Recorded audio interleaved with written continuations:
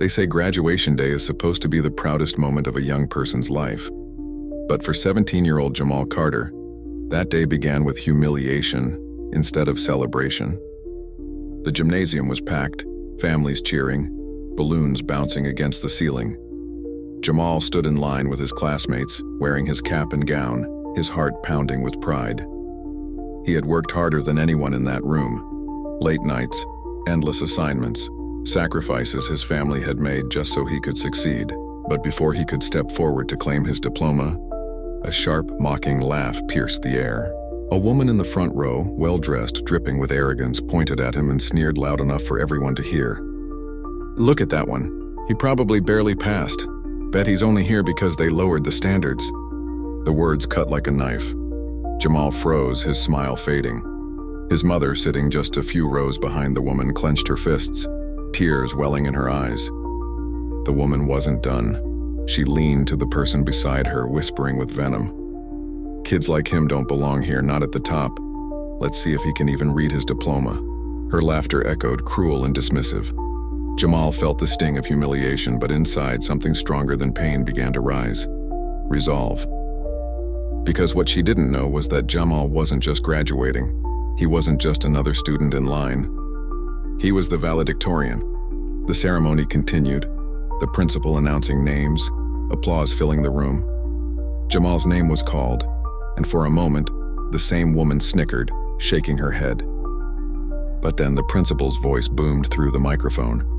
"And now, ladies and gentlemen, it is my honor to introduce this year's valedictorian, Jamal Carter." The gymnasium erupted in cheers. Jamal stepped onto the stage, his gown shimmering under the lights. The mocking woman's face drained of color, her smirk shattered into shock. Jamal looked straight at her before turning to the microphone. His voice was calm, steady, but filled with power. "They told me I wouldn't make it. They told me I didn't belong. But I stand here today not because I fit into their expectations, but because I shattered them. This diploma isn't just for me. It's for every kid who was ever told they weren't enough." The audience roared with applause. Parents stood to their feet, clapping and cheering. The woman's arrogance melted into shame as the very teen she mocked became the symbol of triumph before her eyes. For a moment, Jamal felt justice. The underdog had risen, the arrogant had fallen. But then, something unexpected happened. As Jamal walked off the stage, the woman stood up abruptly, her face flushed with anger. She stormed toward the principal, her voice carrying over the applause. "This is outrageous. You're letting him represent the class? This is political. Affirmative action nonsense." The crowd gasped. Jamal stopped in his tracks, his diploma clutched tight in his hands. His mother rose from her seat, ready to defend him, but the principal raised a hand. "Ma'am, that's enough," the principal said firmly, but the woman wasn't backing down. She jabbed a finger toward Jamal. "Mark my words, this will not stand. I'll see to it personally that this farce doesn't make it past today." The room fell into tense silence. Cameras flashed as parents pulled out their phones, recording every second. And that's when Jamal realized who she was. Her name was Linda Prescott, head of the school board. The very person who had the power to influence scholarships, programs, and the future opportunities of every student, including him.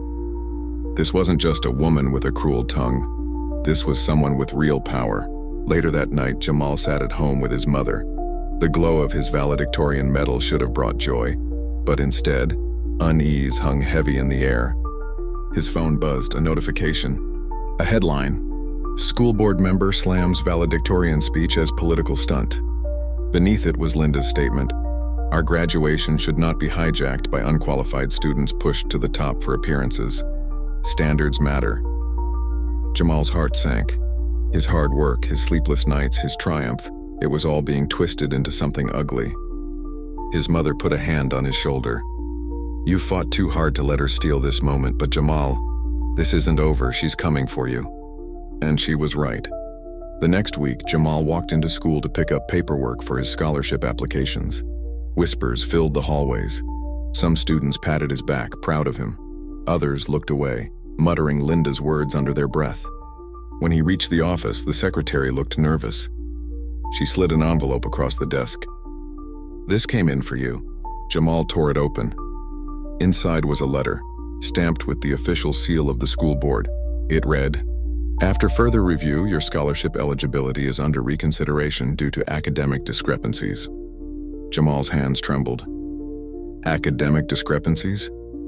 He had a 4.0 GPA, perfect test scores, glowing recommendations. There were no discrepancies. This was sabotage. Linda Prescott wasn't finished humiliating him. She was determined to erase his victory.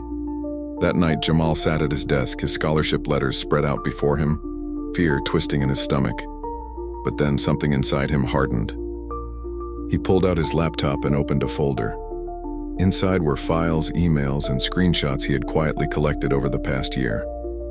Evidence of Linda Prescott's corruption, her backroom deals, her manipulation of funds, her targeting of minority students in disciplinary cases. Jamal hadn't planned to use them. He had only saved them in case his friends needed protection. But now he realized this was bigger than him. Linda Prescott wanted to silence him, but Jamal was no longer just an underdog. He was a fighter armed with truth. He picked up his phone, dialing a trusted journalist he had once met at a school event. "Hi, this is Jamal Carter. I think I have a story you'll want to hear."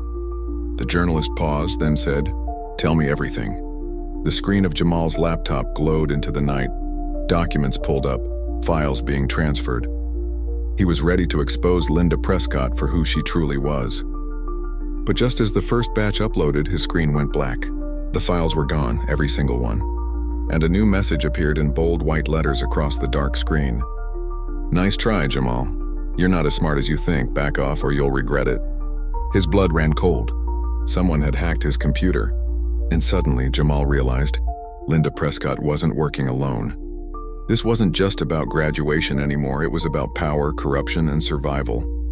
Jamal had risen above humiliation, but now he faced a darker, more dangerous battle. One that reached far beyond his school, into the very systems meant to protect students like him. If you're really enjoying this story, make sure you like this video, subscribe, and hit that notification bell so you never miss my latest uploads. Now let's get right back into the story. The message on Jamal's laptop screen still glared at him. "Nice try, Jamal. You're not as smart as you think. Back off or you'll regret it." His chest tightened. His evidence against Linda Prescott, proof of her corruption, was gone. Erased. But Jamal wasn't about to back down. Not after everything he had endured. He whispered to himself, "They can delete files, but they can't delete the truth." The next morning, Jamal walked into school with his head held high. Students whispered, their eyes following him. Some murmured insults fed by Linda's lies. Others clapped him on the back, quietly cheering him on. When he reached his locker, a folded note was taped to the door. He opened it carefully. "Stop digging, or your scholarship won't be the only thing taken from you." Jamal's stomach dropped. The threats were getting bolder. Still, he pressed on. He remembered conversations he had overheard, things teachers had confided, stories students had told him in private. Linda Prescott had been manipulating the school board for years, cutting funding to minority programs, inflating disciplinary actions against Black and Latino students, and awarding scholarships to her friends' children who didn't even qualify. Jamal didn't need his files, he needed people, witnesses, voices. So he started talking. He approached his math teacher, Mr. Alvarez. "Sir, you once told me Linda forced you to change a student's grade. Will you say that on record?" Mr. Alvarez hesitated. "Jamal, if I speak up, I'll lose my job." "What about the kids who keep losing their future because she silences everyone?" Jamal countered. The teacher sighed, then finally nodded. "You're right, count me in." One by one, Jamal gathered allies, teachers, students, even a janitor who had seen Linda sneaking into the office late at night, shredding files. Each testimony became a piece of armor in Jamal's growing fight. Word spread quickly. By the end of the week, Jamal had enough people willing to come forward. Together, they contacted the same journalist he had reached out to before. This time, he didn't send files. He set up interviews. The journalist listened intently as story after story painted the same picture: corruption, manipulation, and targeted discrimination. "Jamal," she said finally, "this isn't just a scandal, this is a bombshell. If we publish this, it'll shake the entire school district." But Jamal's face was serious. "Then publish it. Kids deserve better than this." The article dropped on a Monday morning. Headline: School board member accused of corruption and discrimination. Students and teachers speak out. The story spread like wildfire. Parents demanded answers. Students marched with signs that read "Justice for Jamal" and "Education, not corruption." Linda Prescott's face was plastered on every news channel. Her confident smile had been replaced with scowls and frantic denials. At the next school board meeting, the auditorium was packed.